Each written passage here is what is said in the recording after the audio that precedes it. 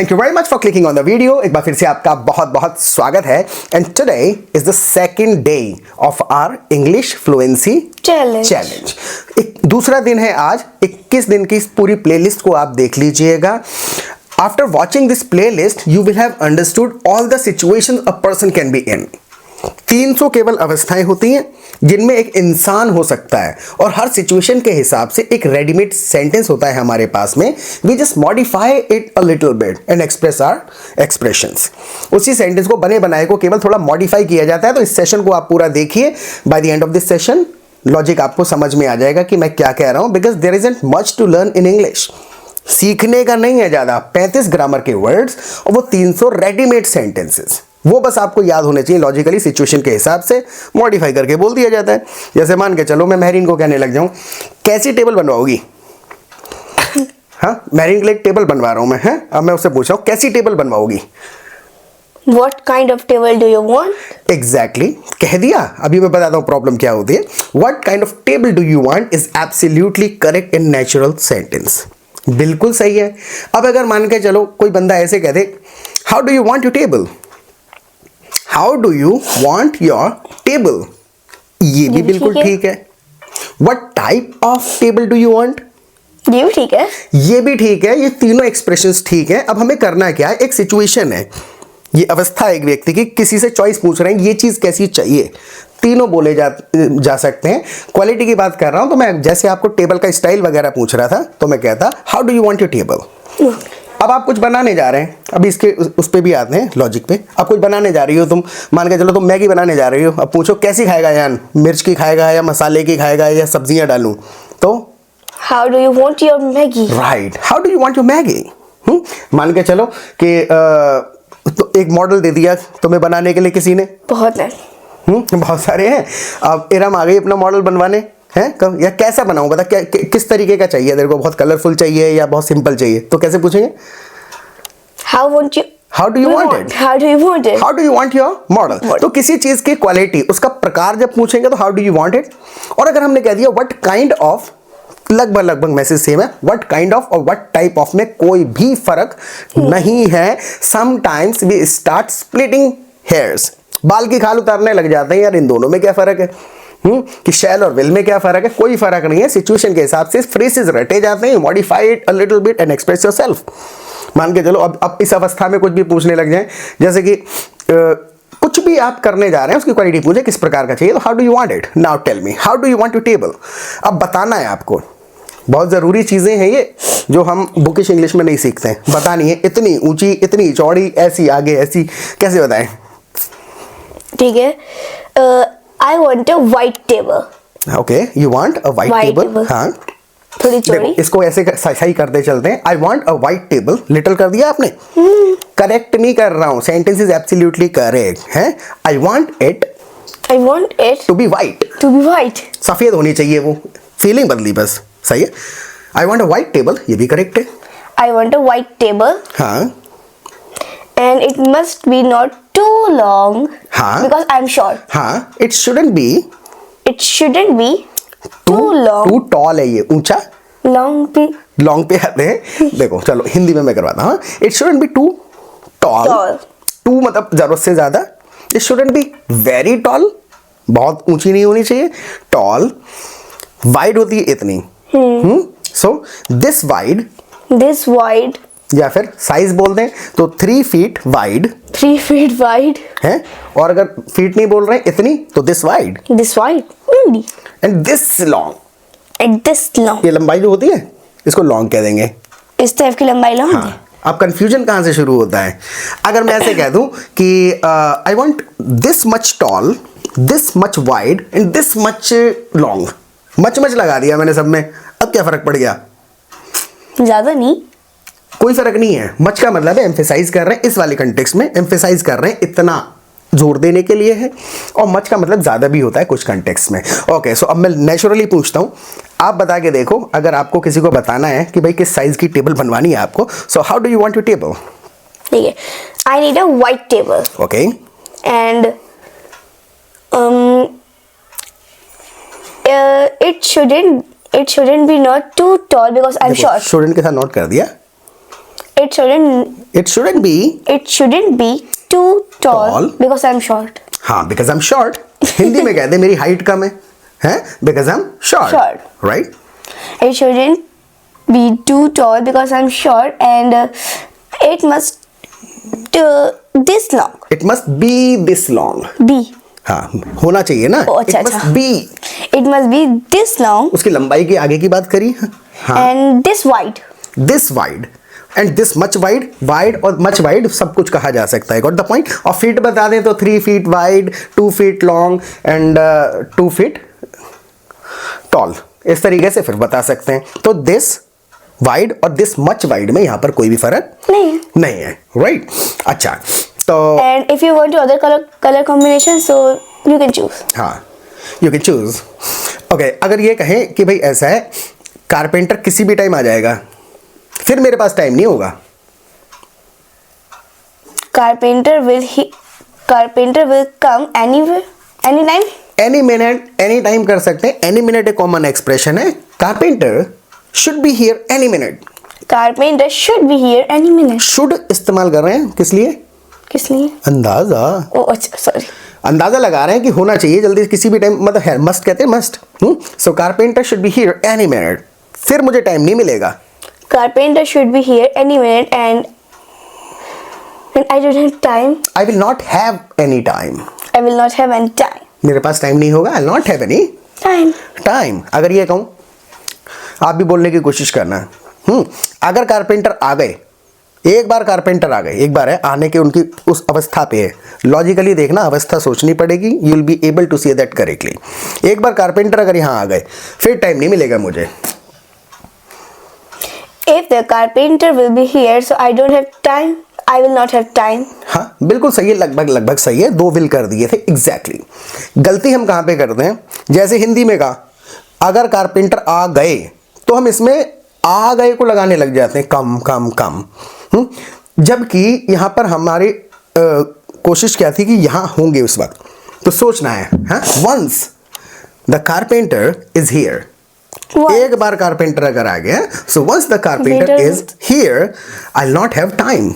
मेरे पास टाइम नहीं होगा. Once the carpenter is here, I will not have time. Correct. Got the point. अगर इसमें हम हिंदी का वर्ड लगाएं, कम लगाने का आ गए कह रहे हैं, कम लगा के देखो, फिर मजा, सेंटेंस बिगड़ जाएगा हमारा इंग्लिश का.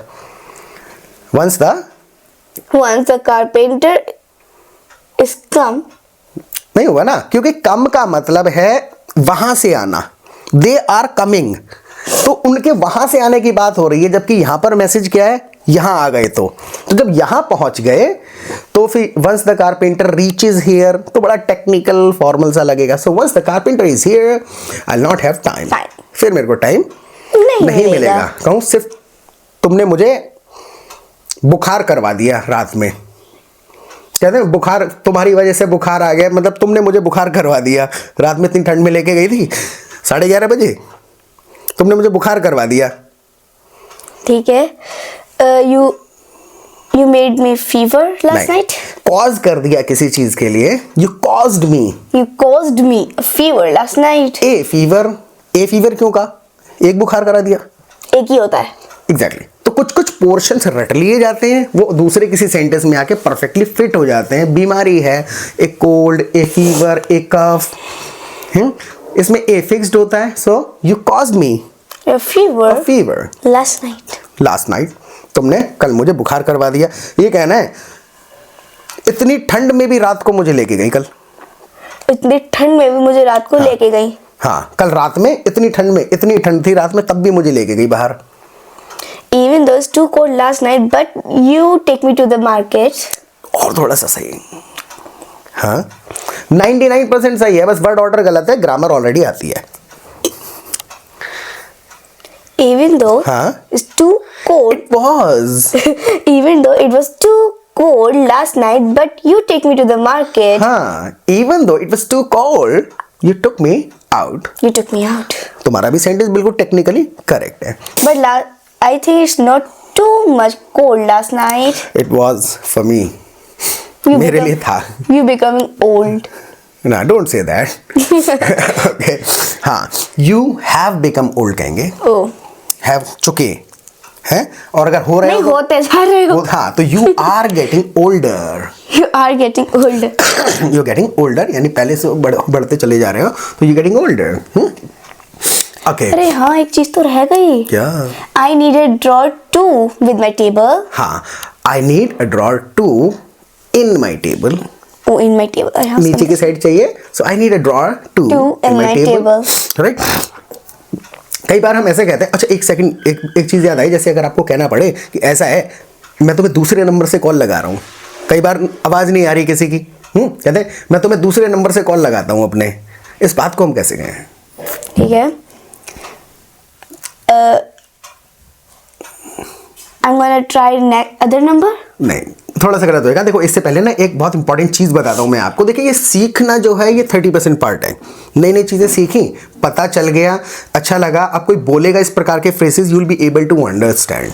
But if you want to speak English naturally and fluently, then you need to develop the habit of speaking. बोलने की आदत डालनी है, सिर्फ समझने की नहीं। और बोलने की आदत डालने के लिए सबसे इंपॉर्टेंट, आप हमारे प्रैक्टिस ग्रुप्स ज्वाइन करिए।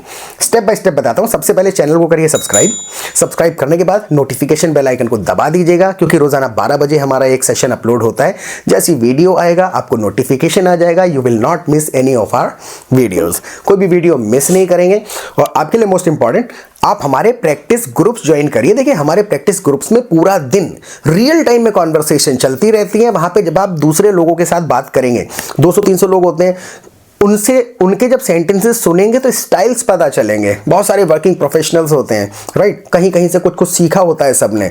तो उनके साथ जब आप रियल टाइम में इंटरेक्ट करेंगे कि उन्होंने क्या वर्ड यूज किया इस फीलिंग के लिए, क्या फ्रेज बोल दिया इस फीलिंग के लिए, तो वहां सच्ची कॉन्वर्सेशन सुनेंगे तो समझ में आएगा किस सिचुएशन में क्या कहना है, राइट। और बेसिक ग्रामर का कोई प्रॉब्लम नहीं है, grammar is not a problem. Grammar आपको आती है, कोई भी वर्ड आप सेंटेंस सुनते हैं, आप कहते हैं ना कि समझ आ गया यार मेरे को, क्योंकि ग्रामर नहीं आती होती तो वो समझ में भी नहीं आता।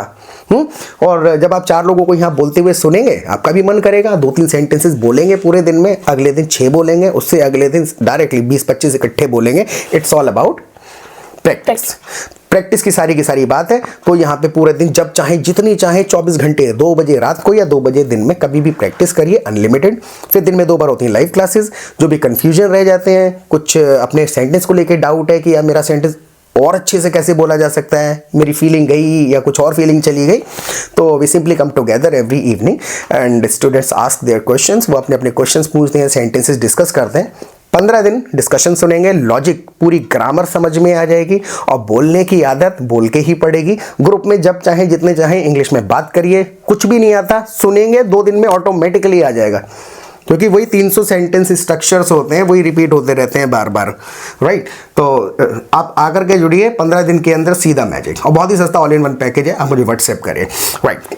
तो जैसे हाँ उस पे थे, आपको मैं अपने दूसरे नंबर से कॉल करता हूँ। बहुत सारे प्रीपोजिशंस इंटरचेंजेबली यूज होते हैं, हम उनको ही लेके ज़्यादातर कंफ्यूज्ड हैं। इंग्लिश में बहुत सारे वर्ड्स अदल बदल के यूज होते हैं। सो मैं आपको दूसरे नंबर से कॉल करता हूँ। I call you from my, I'll call you from my another number, from भी कह सकते हैं। I'll call you with my another number, चल जाएगा, लेकिन from is very common here, right? I'll call you from my another number। from का मतलब है कॉल जनरेट होके, ओरिजिनेट कहाँ से हो रही है, आपके नंबर से। I'll call you from my another number। आप किसी को कहने लग जाए मेरे दूसरे नंबर पे कर लो कॉल, ठीक है, please call me my another number। Call me on my other number, है मेरे दूसरे नंबर पे कर दो, call me on my other number. Other you can say either of them, दोनों चलते हैं। Other is very common. आप किसी को कॉल करने के लिए कह रहे हैं तो call me on my other number. जैसे मान के चलिए पेमेंट कर रहे हो आप कहीं, ऑनलाइन पेमेंट, ये कुछ वर्ड्स, ये सेंटेंसेज हैं, इनका कोई ग्रामर से लेना देना नहीं है, सीखने पड़ेंगे। मैं ऑनलाइन पेमेंट कर रहा था डोमिनोज पे, मैं देखा, मैंने कहा पेमेंट चली गई सर, देखना आ गई। तो पेमेंट सक्सेसफुल जब हो जाती है, ऑनलाइन पेमेंट स्पेशली, तो क्या कहते हैं, payment is successful, the payment has gone through. Payment is successful, exactly कह सकते हैं, the payment is successful, the payment was successful, you can say either of them. ये थोड़ा टेक्निकल है, अजीब सा लगेगा, पेमेंट सक्सेसफुल मतलब कोई मिशन जैसा था क्या? मिशन ही होता है भाई हर जगह, नहीं पहुंची तो। Otherwise the payment has gone through, The payment goes through. Please try. Please check. Please check. हाँ, जैसे मान के चलो पेमेंट कर रहा हूं मैं, नहीं हो रही पेमेंट, कहीं पे दुकान पे खड़ा हुआ हूं, तो सर पेमेंट जा नहीं रही, तो Payment isn't going through. Payment isn't going through. अरे Payment कॉल जा भी नहीं तो था रही। मेरे पास, दिमाग में चल रहा था, मैं भूल गई। It slipped my It's mind. in my mind. Right, तो ये है, दिमाग में चल रहा था, भूल गई। तो जब ग्रुप में प्रैक्टिस करते हैं ना, तो भले आपके दिमाग से निकल जाए, सामने वाला बोल डालता है उसको, तो याद हो जाते हैं बार बार।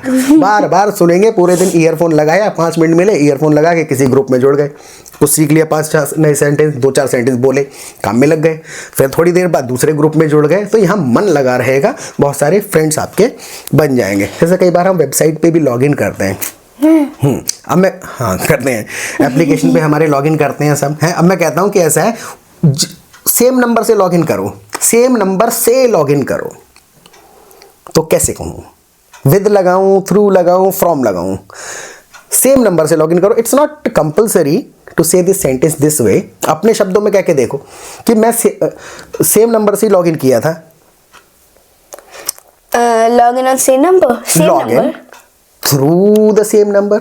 From same number. फ्रॉम नहीं होगा इसमें, क्यों? ओरिजिनेट नहीं हो रहा, you are using it. Oh, okay. From मतलब कॉल ओरिजिनेट हो रही है वहां से ना, से, उससे ओरिजिनेट होना from. I am from Delhi, originate होता हूँ। The train is coming from Mumbai, originate वहां से हो रही है। ट्रांसफर होना टाइप। यहां पर ट्रांसफर नहीं हो रहा, you are using that number. तो I am using the same number to log in. I'm using the same number to log in. है, I am trying to log in through the same Same number. number. I am trying to log in with With the same number. सुन के आएंगे, कोई ऐसी technicality नहीं है कि भैया इसका कोई रूल हो तो सब जगह लगा दूं। Every sentence is spoken in its own way. हर सेंटेंस लगभग अपने तरीके से बोला जाता है, but there are not too many, बहुत नहीं है। 300 अवस्थाएं रटनी हैं, 15 दिन रियल टाइम में बात करेंगे, समझ आ जाएंगे, समझ जाएंगे। राइट। इसका बहुत लंबा रास्ता नहीं है, लेकिन हमें शुरू में बहुत ज़्यादा लगता है, क्योंकि छोटा रास्ता है, शॉर्टकट। नहीं, ज़्यादा नहीं है सीखने का, मैं सच्ची बता रहा हूँ। I been uploading videos for 3 years now. 3 साल हो गए हैं। रोज़ाना ये सोचना है 24 घंटे की, यार आज क्या नया डालें, आज क्या नया रूल लाएं, क्योंकि है ही नहीं कुछ। We have already taught all the rules, सारे के सारे रूल्स ऑलरेडी एक्सप्लेन कर दिए। 300-350 से ज़्यादा वीडियोस ऑलरेडी अवेलेबल है। ये हम रिवीजन कर रहे हैं। और हाँ, अगर बिल्कुल बेसिक भी, यहाँ तक तो आपने देखा भी नहीं होगा, बेसिक नहीं आता है, बिल्कुल बेसिक ग्रामर भी अगर नहीं आती है आपको, आप मेरे नंबर पे व्हाट्सएप कर दीजिएगा और कहिएगा मुझे बेसिक ग्रामर प्लेलिस्ट चाहिए, मैं आपको भेज दूंगा। 15 वीडियोस का कलेक्शन है, पूरी ग्रामर 15 वीडियोस में आपको समझ में आ जाएगी, लॉजिकली नॉट टेक्निकली, लॉजिक समझ में आ जाएगा हर वर्ड का, राइट। ऐसे गए, अब तक तो कारपेंटर को आ जाना चाहिए था। अब तक तो कारपेंटर को आ जाना चाहिए था। हाँ, It's time to हाँ, carpenter. नहीं, थोड़ा It's time to arrive carpenter. ये the carpenter should have been here, the carpenter should have been here by now. अब तक आ जाना चाहिए था, लेकिन इसका अगर टेक्निकली एक और मीनिंग निकालें तो ये भी बनता है कि यार ऑलरेडी आके चले जाना चाहिए था। I have been to Delhi कहते हैं ना, शुड के साथ हैव भी लगा रहे हैं, यानी कर चुका होना चाहिए था टाइप। सो बहुत सारी चीज़ें कॉमन नेचुरली बोली जाती हैं, थोड़ा टेक्निकली क्लियर करें, अराइव वर्ड को यूज़ करो। ठीक है। आ चुका होना चाहिए था अब तक। I think carpenter should be arrived here. Should have arrived, Should have arrived. आ चुका होना चाहिए था। So the carpenter should have arrived by now, By now. अब तक आ चुका होना चाहिए था, ये भी बिल्कुल टेक्निकली करेक्ट है। या फिर the carpenter should have been here by now, इसका मतलब है अब तक यहाँ होना चाहिए था, इस अवस्था में होना चाहिए था यहाँ पर, लेकिन हो सकता है लेट हो गया हो। I think he is late. हाँ, फीलिंग है, देखो I think he is late हम तब कहेंगे जब वो ऑलरेडी आया है लेट, तब मैं कहूँगा यू आर लेट। तो इस वक्त प्रोग्रेस भी है। तो I think he is running late. I think he's running late. Running late word जब हम यूज करते हैं, sorry I am running late, running का मतलब ये कह रहे हैं हम कि जो कार्य करने जा रहा हूं उसके बीच में हूं और रनिंग लेट, रन वर्ड लगा के थोड़ा प्रोग्रेस जता देते हैं। आई एम लेट जब कह रहे हैं तो ये बता रहे हैं लिटरल लेट हो ही गया हूं। ठीक है। आई फीलिंग हाँ, so I think is running late, यानी कि आ भी सकता है, लेट हो रहा है, थोड़ा सा हो रहा है टाइम, हो गया नहीं है।